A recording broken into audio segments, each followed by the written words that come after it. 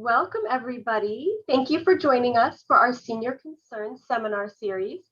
I'm Martha Shapiro, and I'm the Director of Programs at Senior Concerns. And I'm happy to see so many of you with us today. I'm really looking forward to our presentation. If those of you aren't familiar with Senior Concerns, we offer many wonderful support services for older adults and family caregivers. We're located in Thousand Oaks, and we do provide the Meals on Wheels for Thousand Oaks and Newbury Park. We also have a caregiver support center, we have senior advocates, and we have free legal and financial concerns available to you as well. So if there's any senior concerns you're having, please reach out to us, and we're always here to help. Our website, seniorconcerns.org, has lots of great information, and we've added a new page on our website just devoted to the COVID vaccine, where we're keeping up-to-date information and tips from our experiences and from things that we've heard from the community, so you might want to check that out. We also on our website have, under the event tab, there is the seminar tab. And that's where you can view recordings of past seminars as well as sign up for any future seminars. So you can always be checking that page. I also want to mention, for anybody who is caring for an aging loved one, we now have registration open for our Caregiver Recognition Day. This is one of my most favorite annual events, and unfortunately last year it was canceled. So this year we will hold it over Zoom. We'll do one sort of virtual year, and then hopefully next year we can reconvene in person again. But it will be on June 15th, and it will be over Zoom, but you can register online now, and you will be provided a wonderful goodie bag, and then get to join us over Zoom for some fabulous presentations that many of which were inspired by our speaker today. So you will get to hear about that as well. So now I'm excited to get started today. The presentation is called Self-Care When the Sky is Falling. This is a topic very near and dear to my heart. As a social worker, I feel that it's often my role to help people understand why it is so important to take care of themselves. But I have to say, over this past year, I haven't always taken my own advice. During this year that's been so difficult, it's hard sometimes to prioritize taking care of yourself when it feels like everybody else needs to be taken care of, and that's so much more urgent. So recently our speakers came and spoke to our staff at Senior Concerns, and we all found that it was so helpful and recharging, and kind of reminded us of some things that maybe we've taken for granted or not really taken care of ourselves. So I hope that you will all get some benefit from today's presentation as well. And we're fortunate that California Lutheran University's Community Counseling Services is providing our speakers today on this wonderful topic. So we have Hannah Blitzstein, who's the Program and Outreach Coordinator for California Lutheran University's Community Counseling Services. And we also have Sunny Kavaya, who's the Associate Marriage and Family Therapist.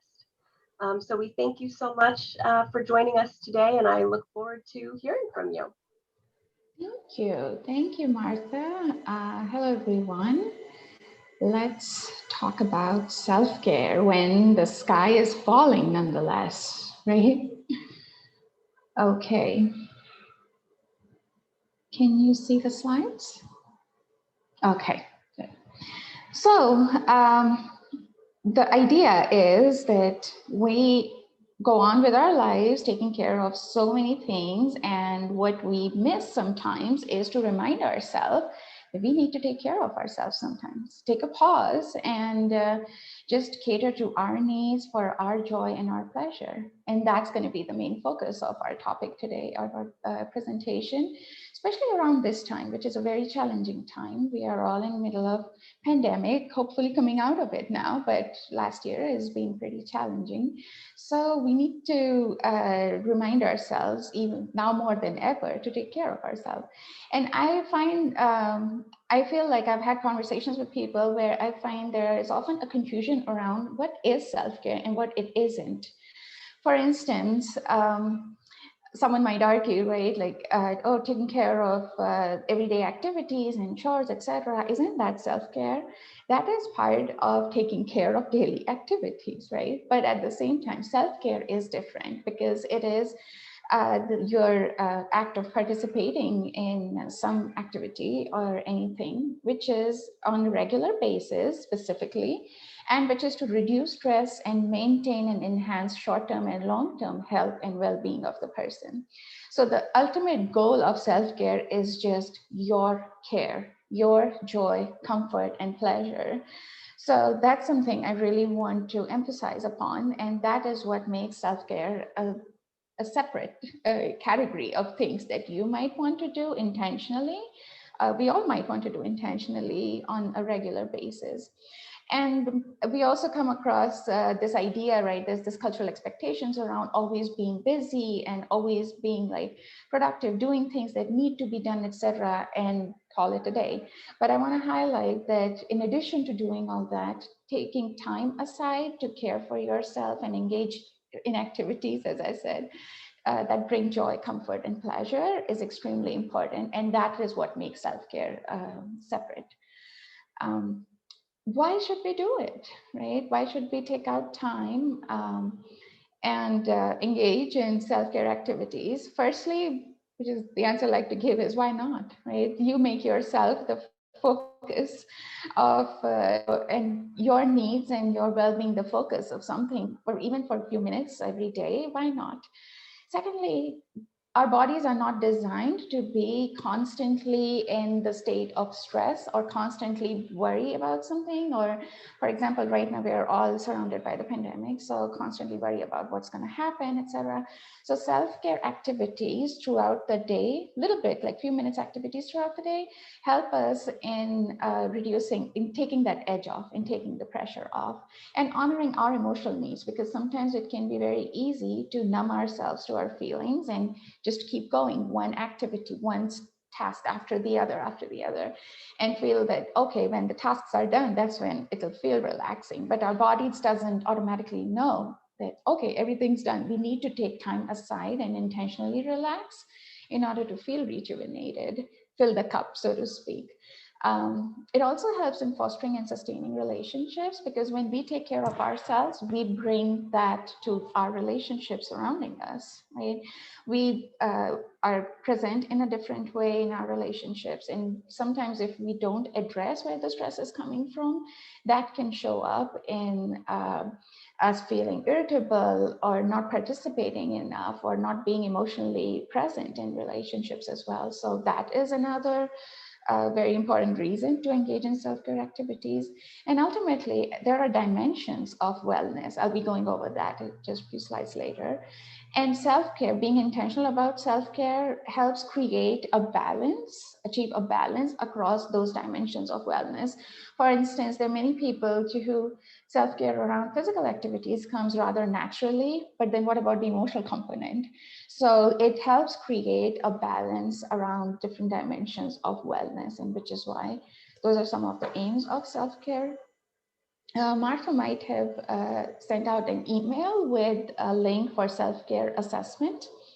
So self-care assessment is a tool that you all have access to. If you click on that link, and you'll find that the tool has several questions in different categories, distinct categories for self-care. So I just decided to copy and paste the emotional aspect of self-care. So the tool asks you questions like, do you find time to spend, do you spend time with others whose company you enjoy, or give yourself affirmations, praise yourself, or read the books, read favorite movies, etc. So that's just one section of self-care assessment. And you rate each section, I think 0 to 3, based on how frequently you do that, or you used to do, but yeah, now you don't do it as frequently. And it's a very neat tool that in the end, you get to see in which dimensions you're doing a pretty good job of self-care, and which aspects could use some more love and care. So what activities you want to enhance, this is a very good tool to use and just get this assessment. Secondly, this tool also gives wonderful ideas of self-care activities. because I feel many times people want to engage in self-care, but they keep going back to the same things they have been doing. For instance, writing letter, right? Now, this is something we probably did in the past, but now we're not doing it as much, or doing things intentionally that, um, let's say watching a comedy show or something, like this things might not make it to the list of things to do, but this brings the idea is that the assessment also gives you several, makes you aware of some of the things you could do in different aspects of self-care. For instance, it has a separate section for physical, for example, and you can look at like, oh, what are the things I have been doing and what would be some of the cool new ones to incorporate. So I highly encourage everyone to please go take a look at that email and go to the self-care assessment tool and test it out for yourself. What you will find is these categories, and like physical, psychological, emotional, spiritual, personal, and professional categories. And the self-care assessment tool talks about different topics in each of these separate categories. Once you're done with the assessment tool, this is the next step. And I'm guessing this is also in the email, the self-care wheel. If not, I'll request Martha to please share. So self-care wheel is something you can use. For example, you use the self-care assessment like I did a few weeks ago, and I realized that in the emotional aspect, I'm not doing very well. I do less of self-care in the emotional aspect. I do more in the psychological and physical. So you can take the wheel and you can circle, you can decide, okay, this is something that I'm going to incorporate more in self-care. For example, I circle laugh for myself, and tell yourself you're gorgeous. So something around that, like self-affirmations is the idea, right? So you can pinpoint and you can circle for yourself, like, okay, these are the activities and these dimensions that I want to enhance. I want to do more of that, and test it out for yourself. Maybe do it for a week or two and see how you like it. See if that works for you. If it doesn't, if it works, great, keep doing that because it's working for you. If it doesn't, the idea is not to get discouraged, try something else. So there are a lot of, for example, self-reflection, go on a walk, or walk in the ocean, like go to the beach or something. So this is a very helpful tool as well, to just print it out, keep it with you, and decide what self-care activities you're going to increase on a regular basis. And especially now during COVID, it's also very easy to sometimes forget things that you might want to do or that were enjoyable in the past.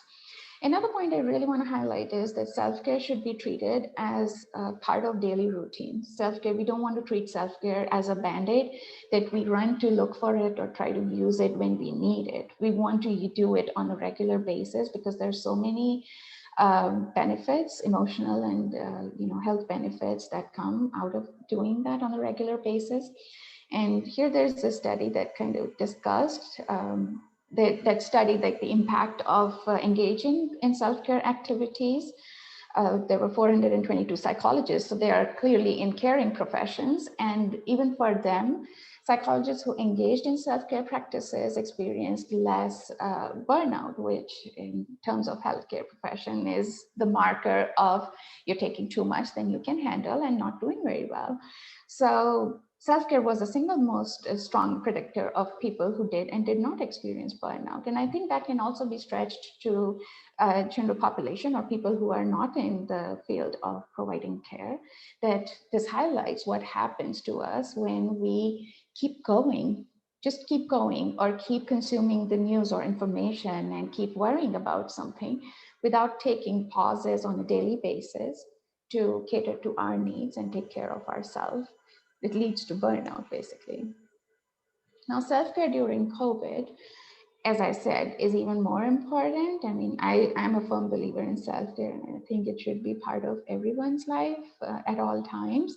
But especially during COVID, there are so many reasons to pay attention.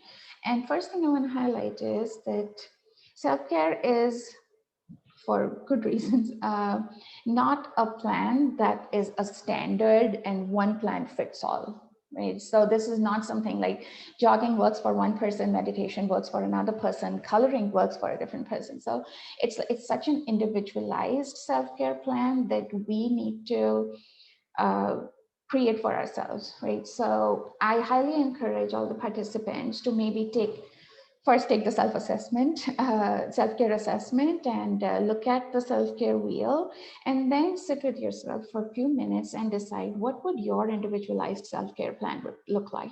Maybe it involves some of the activities that are not given in the list. But for instance, someone who's been an artist, this is a good time to maybe try something or bring that back in life if you're not already doing it. And the other thing I'd like to highlight is create your own self-care toolkit. And when I say toolkit, I mean specifically maybe set aside an object and write on a piece of paper the things that you would be doing, pack it in the toolkit, open it up and pull out something that you might want to do over the day. So its self-care plan has to be extremely individualized. And because it's supposed to bring you joy, bring you pleasure. And since we are all unique individuals, our needs for self-care are going to be unique in nature. So around this time of COVID in the family, for instance, some people might want to watch something, watch a movie, and others might want to exercise. It's great. So whatever works for every individual, that's their self-care plan. So you want to create that. Secondly, finding a balance. So right now, if we want to fill our days with news or reading something that causes anxiety, gives us stress, the list is endless. We can go on doing that pretty much all day, talking to colleagues or talking to friends about what's happening, or vaccination, or, there are so many topics surrounding COVID right now that can cause stress. And if we don't pause, we don't check with ourselves and don't engage in active self-care activities, we can experience burnout, or we can experience a level of anxiety that is maintained in the baseline of our days. So we want to create a balance. So if we are consuming all the stressful information, if you find yourself consuming a lot of stressful information or being subjected to that, that is the time to make a promise to yourself to pause, switch, and engage in a self-care activity just because you will need to. We can't just keep going with that. With stress. Second, I want to highlight the significance of routine during COVID. You might have come across this already, but I want to go over it one more time because that's how important it is. If doing self-care activities is a struggle, just sticking with a routine is also a very significant self-care activity.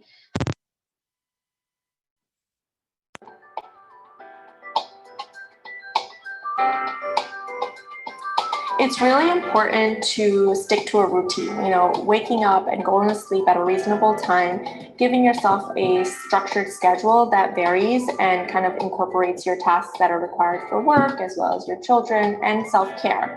I want to make sure that you get outside, get some fresh air, at least for 30 minutes at a time. And if you're at high risk or the people you live with are at high risk, it's important to at least open the blinds and open the windows and let that fresh air come in. It's really amazing how much fresh air and sunlight can really lift our spirits at this time. When you're at home and working from home, it's important to dress your part. Even though it might be in more comfortable clothes, I want to make sure that you're getting up and showering and brushing your teeth and combing your hair and maybe even putting on makeup and some bright clothes, because the way you dress really reflects how your mood will be for the day. So something's pretty simple, but still very effective. So, hello, excuse me. Sorry, the other video was on autoplay. Sorry about that. So sticking with routine, right? So if you create a self-care routine and then you put self-care activities during the day, and then you decide to stick with a routine, that's very powerful too. As I was saying, chronic stress can lead to burnout. We are all human beings. We can only take in so much of information and stress.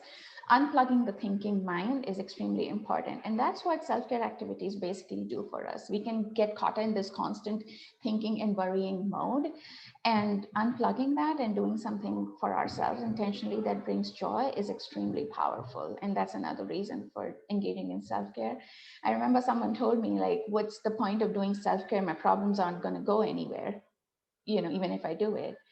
And I feel that's exactly the point. They're not going to go anywhere. So might as well take time for ourselves and engage in self-care activities rather than constantly worrying about the stresses that surround us currently. For all the right reasons, though, still we all deserve self-care. Have social support system. And here I want to highlight something important, that we all have one friend or maybe a therapist or some family that we trust, and we can talk to them about what's going on. But be very mindful of how you feel after those conversations. For instance, are you put in a position to provide care during those conversations or be there for the other person, and that's how it always is? Then it's probably bringing you more stress. Or if you find yourself on the receiving end of all that's happening in the news and what's happening, someone, like, we all have that one friend maybe who likes to talk about, like, what's all the worst things out there. And if that's becoming stressful, be very mindful of how the social system is for you. Is it able to support you, or you are the support?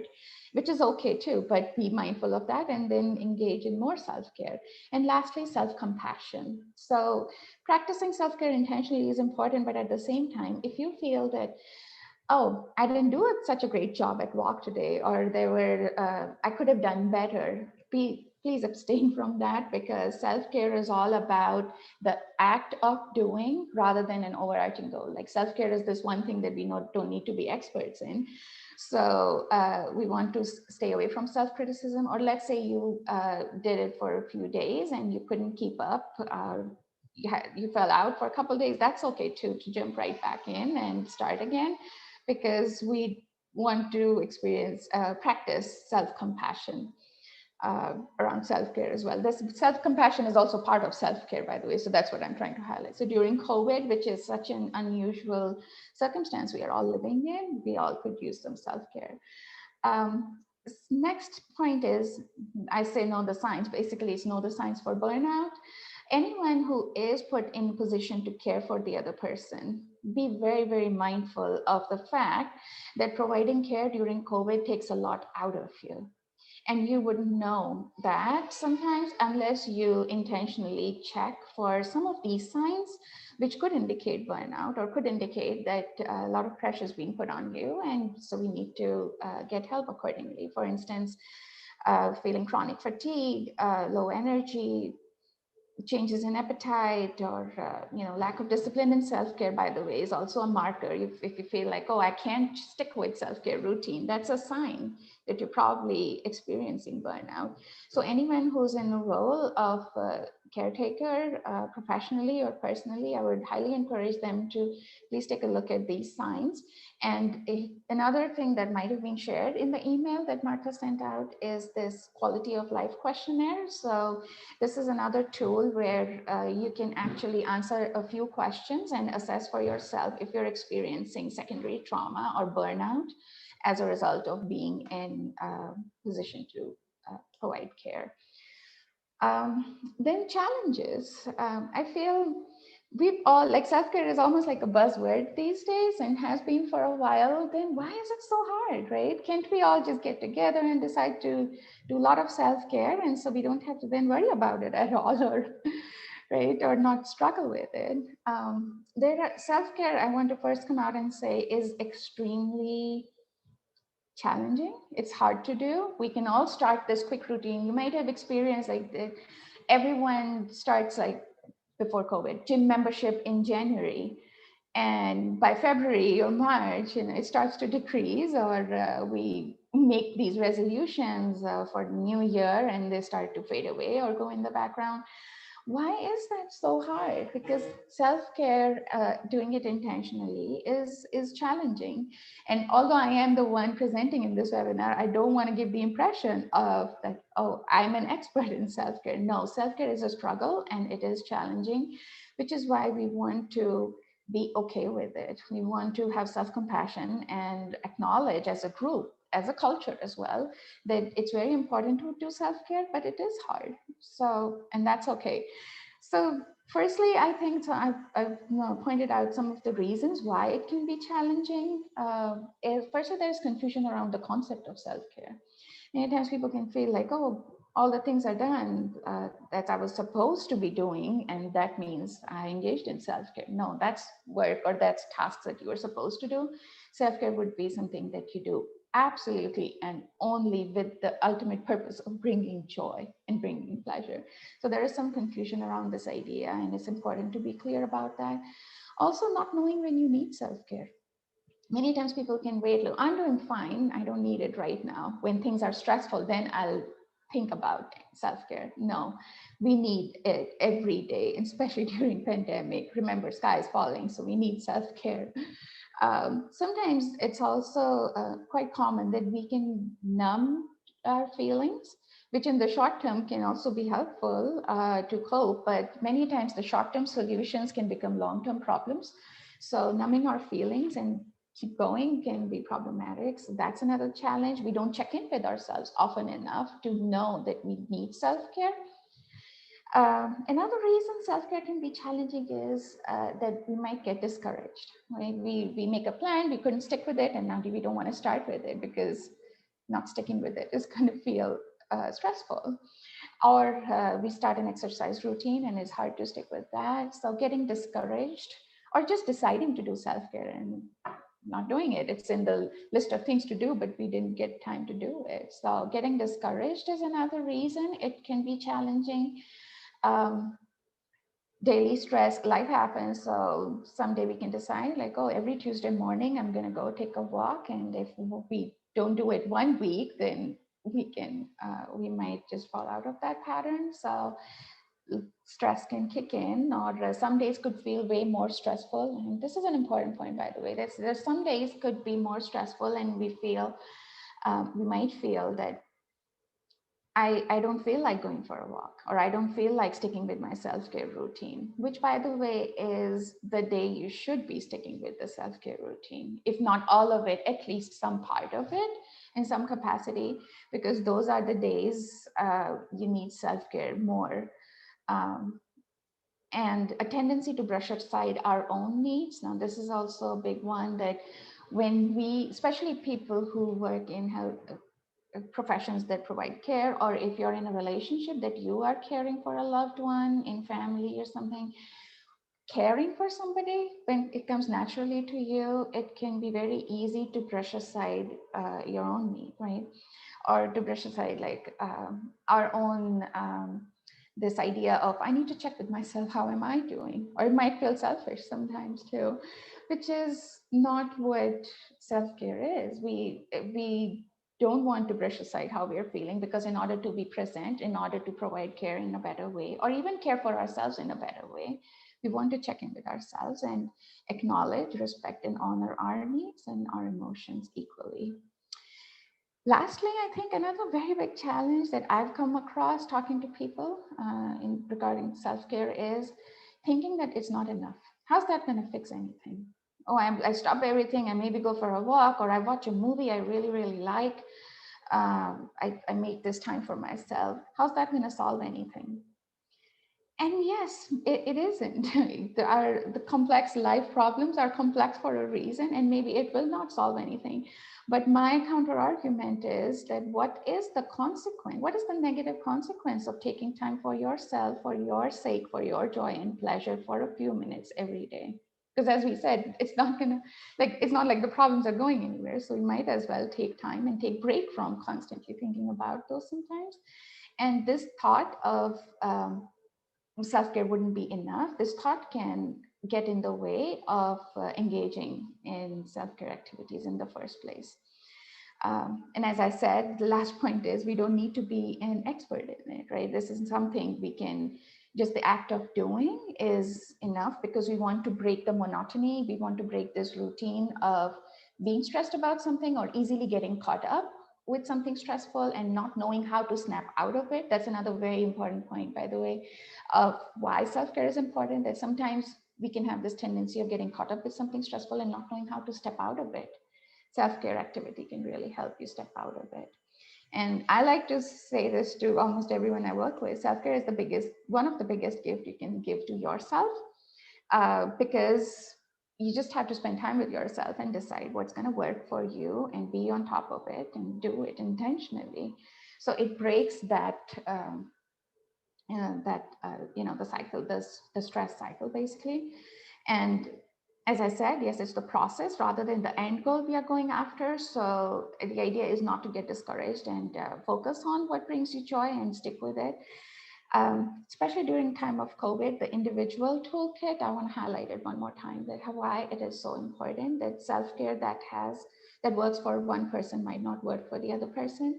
And due to health related restrictions, or due to COVID related restrictions as well, some things that were working in the past might not work right now. Like someone going to the gym it might be really wonderful for someone in the past, but right now, if that is not working, we want to work even harder and be even more intentional and come up with a new toolkit, keeping all these restrictions in mind.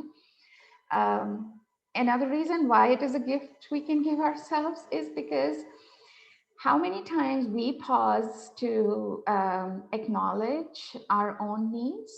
I mean, maybe you do, but I find that people struggle with this idea of pausing, like during the day, and acknowledging our own needs and knowing, like checking emotionally where we are, rather than just going with the routine of the day, with the flow of the day, right? Like, so that's why this is another reason why self-care is such an important gift to ourselves, that it makes you pause. If you decide, all right, it's 3 p.m. every day, 3 p.m. I'm going to engage in 15 minutes of self-care activity. I'm going to sit with my toolkit that I've created for myself, lovingly, without judgment.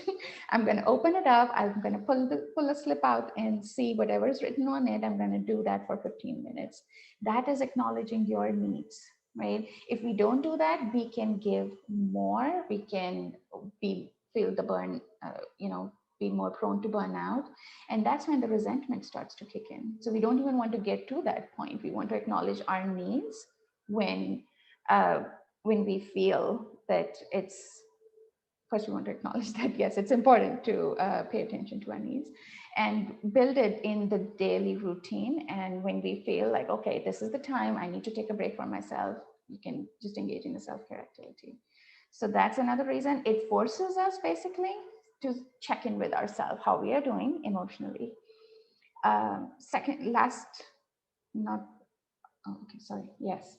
Breaks help. So as I was highlighting earlier, we cannot live successfully in an ongoing state of emergency. So even if there is a state of emergency, or almost like that now, during the time of pandemic, our bodies, human minds are not designed to constantly live in that way. So what makes self-care a gift to ourselves then?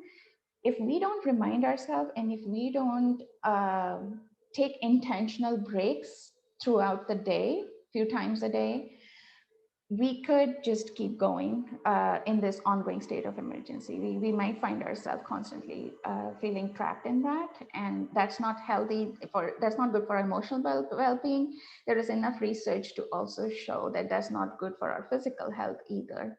So which is why these breaks, again, intentionally put in place, help, and that's what makes self-care a gift to ourselves. Daily practice, as I was highlighting, don't treat it like a band-aid. And that's another argument I've heard people give, that right now I'm extremely stressed out because of my loved one who's going through certain health condition, etc. Maybe it's time for some self-care. Yes, that is time for more self-care, but daily practice of self-care is extremely important. And that's what I like to tell people. Like we eat, we drink, we sleep, right? We drink water, we sleep. That's part of self-care, but we're not intentionally choosing to do it. We want to intentionally choose, in addition to those activities that bring us joy, so make it part of our daily practice, because that's a precious gift we can give ourselves. Self-compassion, as I was saying, Calibrating expectations around what we can do, how much we can do during pandemic is extremely important. So self-compassion, I like to see it as part of self-care. Oh, things are not working the way they used to before pandemic. Yes, because there is a pandemic. So self-compassion is extremely important component of self-care as well. Mindfulness, again, I love mindfulness, but I'm also cautious about it because it doesn't work the same way for everyone. So it takes some practice, and it brings our attention to the present, which also breaks the cycle. As I was highlighting the stress cycle, it's so easy to be stressed about something and remain stressed. So mindfulness is another very good and effective research-backed self-care activity that brings our focus on the present. And there are so many videos online or apps as well that can help with mindfulness-based practices and activities, which we can all incorporate. And again, if it works, if it's part of your toolkit or has been part of something that you've done in the past and brought you joy, this would be a very good time to practice some mindfulness as well. And lastly, I want to highlight the importance of self-awareness. I cannot highlight enough how many times I've come across people who I ask, oh, how are you doing during COVID and working or managing things around the house, etc. I'm doing just fine. I'm amazingly like managing everything. And then I repeat the question, no, how are you doing in COVID while taking care of all these things? And that's when there is this awareness of, oh, wait a minute, I've given up some of the things I used to enjoy. I have less time for myself. I'm not sleeping very well. I'm not checking in with some of my friends, the social support system, as I was talking about, not checking in with some of friends as frequently as I'd like to. So there are so many aspects of the current times that might be impacting us in ways that we're maybe not aware of. So being honest with ourselves about the impact of these struggles is an important component of self-awareness. And I think self-awareness is, again, closely tied to self-care, because when you build that self-awareness and acknowledge the impact of those struggles, that alone will be reason enough to convince us that, oh, wait, this is impacting me. I am negatively impacted by what's happening around me. I am negatively impacted by what I'm reading in the news and numbers and whatnot. Maybe it is time for some self-care. So being honest about the impact of struggles that surround us during current time are extremely important as well. So I look at these, all these aspects as related to self-care, and you can maybe think about those, or maybe not. Each one of it might not be true for everyone, but yeah, the most important takeaway, if you were to remember one thing from this, it would be self-awareness about the impact of pandemic on our lives, on each individual, and assessing and creating an individual toolkit. Toolkit, not toolkit, or self-care. Now, I can, yeah, maybe we can spend next few minutes on questions, and if there are any, and then I'll request Hannah to please talk about our clinics at CLU.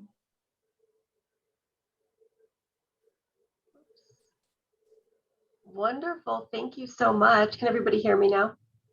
I can hear you. Am I good? Okay. Good. So if there are any questions, please feel free to type them into the Q&A or the chat.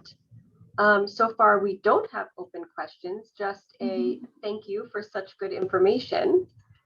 One thing that it brought up for me, there's a quote, I just pulled it up on my phone, that I always liked that says, true self-care is not bath salts and chocolate cake. It's making the choice to build a life you don't need to escape from.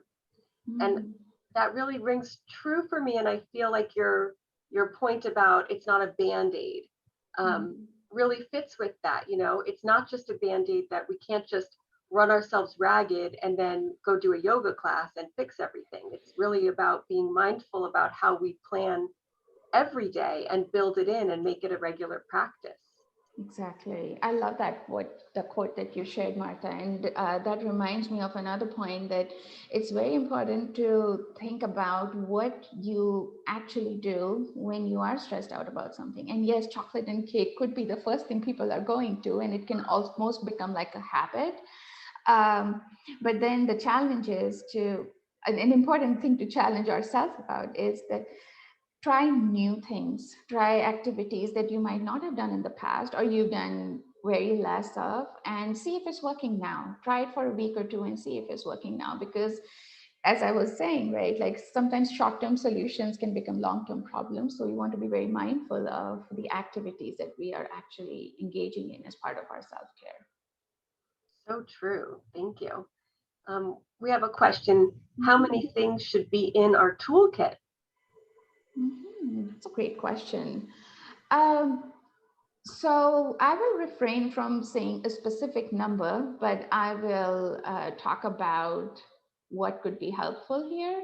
For instance, we want to start with something, maybe even one is okay, but we don't want to overwhelm ourselves, right? Because we don't want to set ourselves up for failure where, let's say we put in 6 or 7 things and we can't really keep up with it. So if I'll talk about myself, when I started and I was like, okay, I want to incorporate some new activities, I started with 2. And just keeping up with those was great. And I did that when I was able to do that well, and I incorporated 1 more. So that's what I would say. But again, it's such an individual level of comfort with what you want to, with how many you want to try.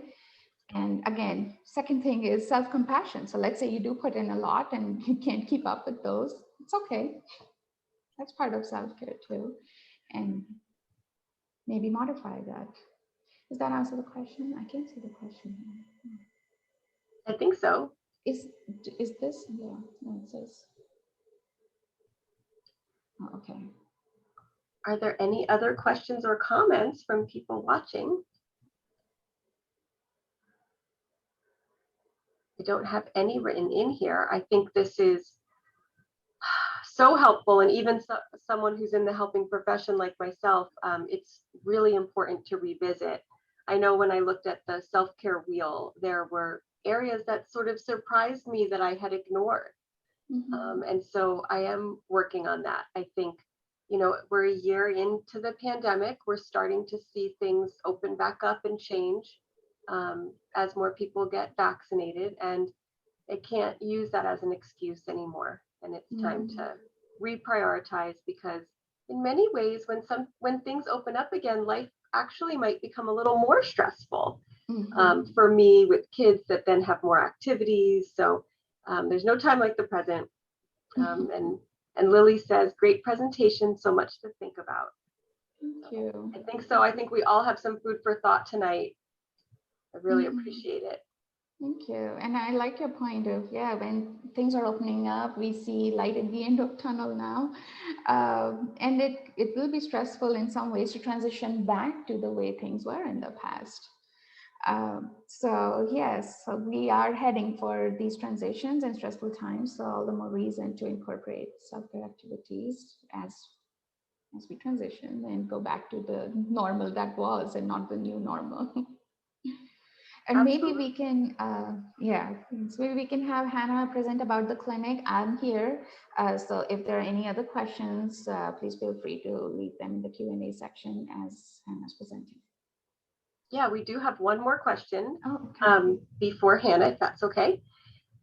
Somebody's suggesting, what do you think of assigning a certain time to worry and then tell yourself not to worry about at other times? This is what I think. Yes. You like that? Absolutely. Yes. That's a very good suggestion.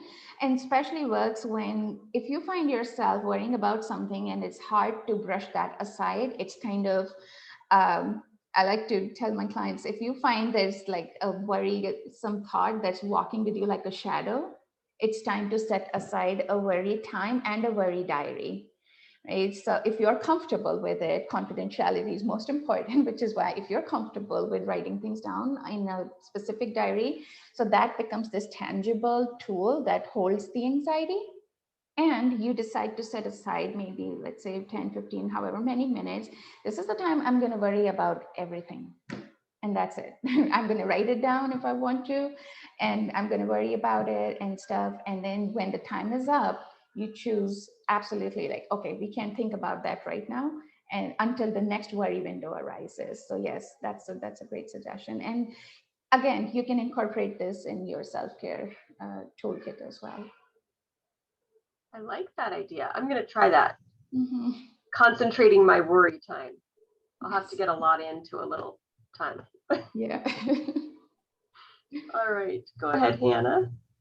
I always like listening to your presentation, Sunny, because it always makes me think of something new or different I could be doing for self-care. And, I know I'm sure we're all guilty of not doing self-care at times. So it's nice to Yes. hear from others about what works, especially that worry time. Like that's something I try to do also is like, I'm Mhm. going to worry. Well, I start with 15 minutes. It usually ends up being like 30 or 45, Mhm. and then I can move past it. But I really like doing that because it gives it like you were saying, a tangible focus point. Exactly. And a specified, like a space and time for worry, right? So even if it does pop up later, we can reassure ourselves, okay, I'm going to worry about this during worry time, and it's not going to take up my entire day or, mental space as I go.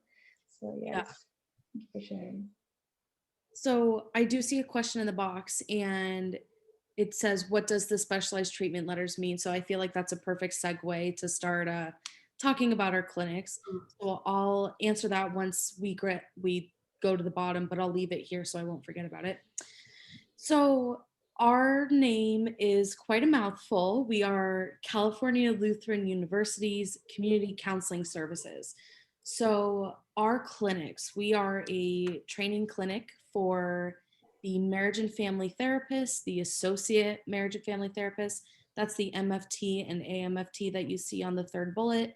And then PsyD, that's the doctoral or doctor of psychology degrees.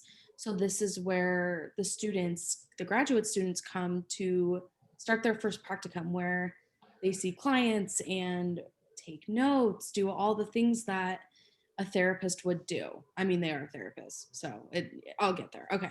So our locations right now are in Westlake Village and Oxnard. For those of you on the more Westlake Village side, we're off of Lindero Canyon. And in Oxnard, I want to say it's like Rose. So we're pretty far into Oxnard. However, right now we're only telehealth. And I feel like that's also great because it does not limit you to which clinic you need to go to. You don't have to leave at a specific time. It's on your computer or your phone, just the telephone also. It doesn't have to be face to face. And it can be wherever you are. So I feel like that's a really strong benefit of telehealth for therapy right now. And how it works when you would call our clinics is the first thing that would happen is you'd call, set up a phone consult. And in the phone consult, you'll talk with somebody about what you're coming for, any past therapy that you've had, what you're looking to get out of therapy. And from there, you're assigned to a clinician. And so you're assigned to a clinician based off of what you're presenting with. So the phone consult individual might say, oh, Sunny would do great with so and so because of their matching personalities. And then you would be matched to that clinician. And from there, that clinician would call you to start your intake. And that's where the work begins, is once you get that assignment to the clinician, you're good to go. And so, like I was saying, we have marriage and family therapists, associates, and associates are therapists who have graduated, who have already done practicum, and are now working towards licensure. So we love to have our associates at the clinic as well. And then the PsyD students, that is the doctoral degrees, and they're all under the direct supervision of licensed psychologists in the area. So nobody's like on their own or doing anything by themselves. Everything is worked with, talked about with a supervisor, somebody who is licensed in the field already. And our fees are sliding scale and they're based upon income.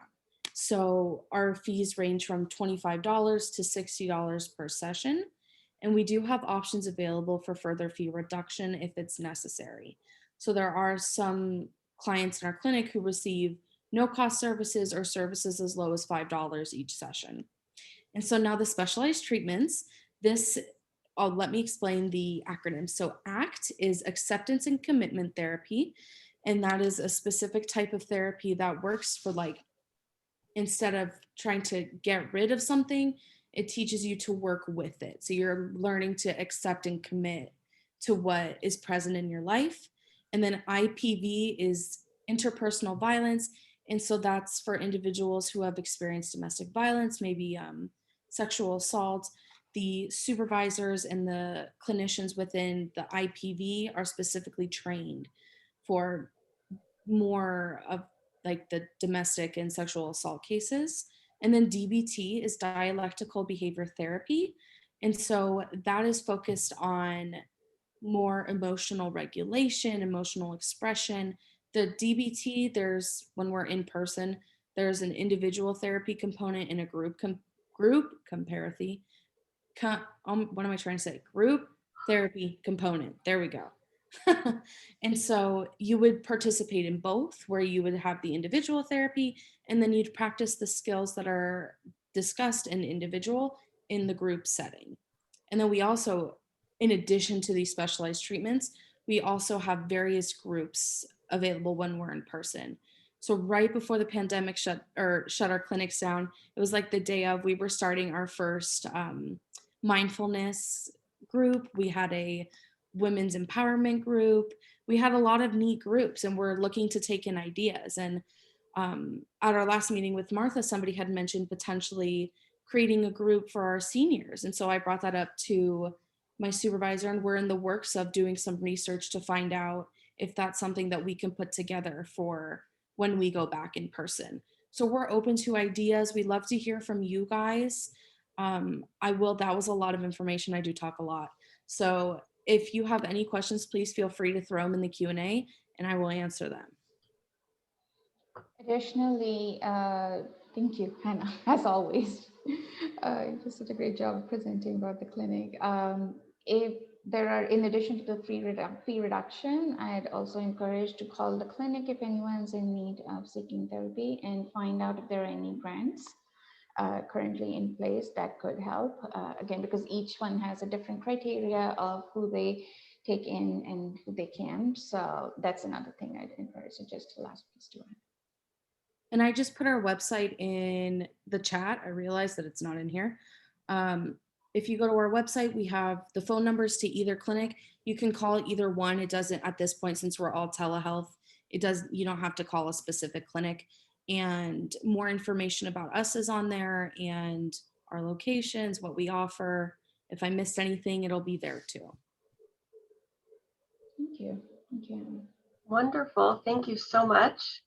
So the website's in there, and of course you all should have my email since I sent an email out yesterday. So if any other questions come up, you feel free to email me and I can always route them to the right person. One other question was, can somebody who is living in another state participate since it's telehealth now? That's a good question. I want to say no, right, Sunny? No. They have to be local. Yes, has to be in California. Like the person has to be living in California to participate at our clinics. Yes, as of now. Sorry about that. Okay, sure. And someone else is asking if they can have the slides that you showed.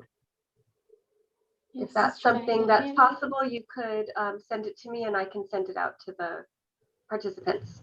Yes, sure. I'll be happy to send you my slides, Martha, and also the self-care wheel. And yeah, I think self-care wheel was missing in the previous email, I guess. So yeah, I'll add that too, and we can maybe send that out as well. Perfect.